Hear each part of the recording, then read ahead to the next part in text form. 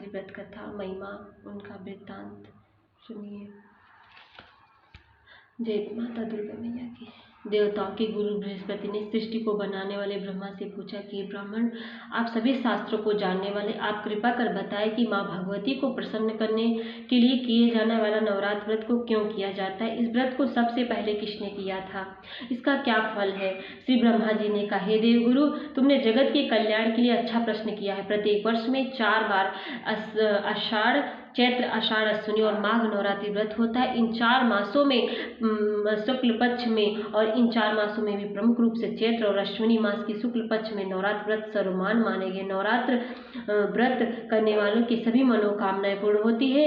माँ भगवती का पूजन और कथा श्रवण के साथ दान पुण्य करने का मोक्ष का अधिकारी बनता है। इस व्रत को ना करने वाला मनुष्य उत्तम धन से रहित होकर पृथ्वी पर सम्मान नहीं पाता। यदि इस व्रत को करने वाला मनुष्य सारे दिन का उपवास ना कर सके तो एक समय भोजन कर ले, नवरात्र व्रत को कथा पढ़े या श्रवण करे।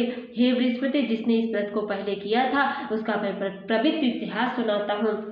ब्रह्मा जी बोले, पीठत नामक मनोहर नगर में एक सुनात नाम का ब्राह्मण रहता था। वह भगवती दुर्गा का बहुत बड़ा भक्त था। उसके परिवार में संपूर्ण सद्गुणों से भक्त युक्त ब्रह्मा की उत्तम रचना स्वरूप यथार्थ नाम वाली सुमत नाम की एक अत्यंत सुंदर पुत्री पैदा हुई। वह कन्या सुमति अपने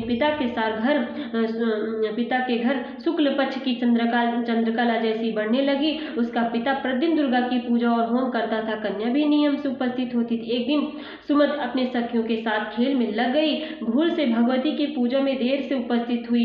ब्राह्मण ने मान लिया कि बेटी की पूजा में रुचि नहीं है। ब्राह्मणोला पुत्री, तूने भगवती की पूजा नहीं किया, अतः कुष्ठी और दरिद्र के साथ मैं तेरा विवाह करूंगा। इस प्रकार कुपित पिता के वचन सुन सुमत को बड़ा दुख हुआ।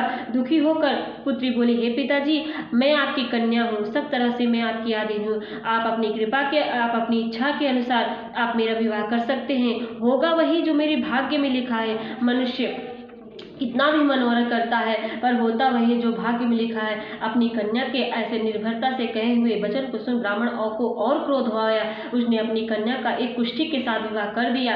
इस प्रकार पिता के कठोर व्यवहार को देख सुमत विचार कर लगी कि मुझे कुष्ठी पति मिल गया है। उसने अपने पति से कहा, चलो कहीं और चले। सुमत अब अपने पति के साथ वन में चली गई। भय देने वाले वन में सुमत और उसके पति ने बड़े कष्ट से रात बिताई। सारी रात वह दंपति माँ भगवती का ध्यान करती रही। माँ बड़ी दयालु है। सुमत का दुख देखकर द्रवित हो गई। गरीब बालिका की ऐसी दशा देखकर भगवती प्रकट हो गई। वे सुमत से कहने लगी, हे ब्राह्मणी, मैं तुम पर प्रसन्न हूँ, तुम जो चाहो वरदान मांग सकती। इस प्रकार भगवती दुर्गा का वचन सुन सुमत कहने लगी, हे माता, आप कौन है और मुझ पर कैसे प्रसन्न हुए? सुमत का वचन सुन देवी ने कहा, वे आज सकती है, वे ही परम विद्या सरस्वती, वे प्रसन्न होने पर प्राणियों को दुख दूर कर उनका सुख प्रदान करती। सुमत माँ के चरणों में गिर गई। उसने हाथ जोड़कर कहा, माँ, किन कारणों से मेरी यह दुर्गति हुई? इस जन्म में तो मैंने कोई पाप नहीं की, कृपया आप मेरा पूर्व जन्म बताइए। भगवती ने कहा, मैं तुम्हारे पूर्व जन्म की वृत्तांत सुनाती हूँ। तुम पूर्व में निषाद की पतिव्रता स्त्री थी। एक दिन तेरे पति निषाद ने चोरी किया। चोरी के कारण तुम दोनों ने सिपाहियों ने पकड़ लिया और कैद कर लिया। उन लोगों ने तुमको और तेरे पति को 9 दिन भोजन नहीं दिया। भाग्य से वे नवरात्र थे। नवरात्र में जो तुम्हें ना तो कुछ खाने को मिला ना जल, इस प्रकार तुम्हें निराहार नवरात्र व्रत का हो गए। सुमति, उन दिनों में जो तुमने व्रत किया उस व्रत के प्रभाव से तुम्हें ब्राह्मण परिवार मिला। इसी जन्म के व्रत के प्रभाव से मैंने आज दर्शन दिया। अब तुम्हें मनवांछित वस्तु भी मिल रही है। जो तुम्हारी इच्छा हो सो मांगो। इस प्रकार भगवती के वचन सुमत बोली, अगर आप मुझ पर प्रसन्न है तो हे दुर्गे माता, कृपा मेरे पति को कोढ़ दूर करो। देवी के कहने लगी, उन दिनों में जो तुमने व्रत किया उस व्रत की मात्र 1 दिन का पूर्ण अपने पति को कोढ़ ठीक करने के लिए अर्पण करो। मेरे प्रभाव से तेरा पति कोढ़ से रहित हो जाएगा। माँ दुर्गा की महिमा अपार है। किसी भी जन्म में किया हुआ पुरुष का नाम स्मरण से व्रत भक्त को मनचाहा वरदान देता। श्री ब्रह्मा जी ने कहा, देवी के वचन सुसुमत बहुत प्रसन्न, अपने पति को निरोगी करने की इच्छा ले माँ भगवती को प्रणाम कर बोली, माँ तुम मुझ पर कृपा करो, अपने पूजन का फल लेकर मेरे पति को निरोग कर दो। सुमत के पति का शरीर भगवती दुर्गा की कृपा से कांति युक्त हो गया। पति की मनोहर देह को देख सुमत माँ की स्तुति करने लगी।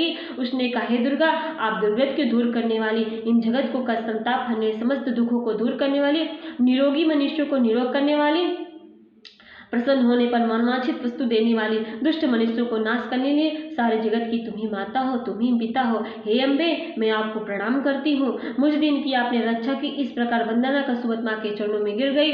ब्रह्मा जी बोले, हे बृहस्पति, सुमत ने विधि पूर्वक एवं सच्चे मन से देवी की स्तुति की। यह स्तुति सुन देवी बहुत प्रसन्न हुई।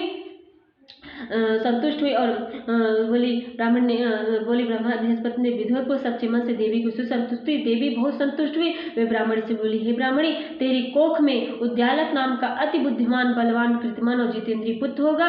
ऐसा कर देवी उसे ब्राह्मणी से फिर बोली, हे ब्राह्मणी, और भी कुछ तेरी इच्छा हो सो मांगो। भक्त दुर्गा के वजह सुमत दुर्गा माँ जी से बोली, अगर आप मुझे कुछ देना चाहती है तो प्रसन्न है तो कृपा मुझे नवरात्र का व्रत विधि बता। दयावती, जिस विधि से नवरात्र व्रत करने से आप मुझ पर प्रसन्न, मुझे स्पष्ट करे, इसके फल का विस्तार से बताने का कष्ट करे। ब्राह्मणी के वजह सुन दुर्गा कहने लगी, हे ब्राह्मण, मैंने तुम्हारे संपूर्ण पापों को दूर करने वाली नवरात्र विधि को बता दी, जिसमें मनुष्य पापों से छूट मोक्ष की प्राप्ति करता है। चैत, आषाढ़, अश्विनी और माघ मास की शुक्ल पक्ष की प्रतिपदा से लेकर नवमी तिथि 9 दिन तक विधि पूर्वक व्रत करना चाहिए। लेकिन उस दिन इस प्रकार भगवती ब्राह्मणी को नवरात्र व्रत की विधि समझाई।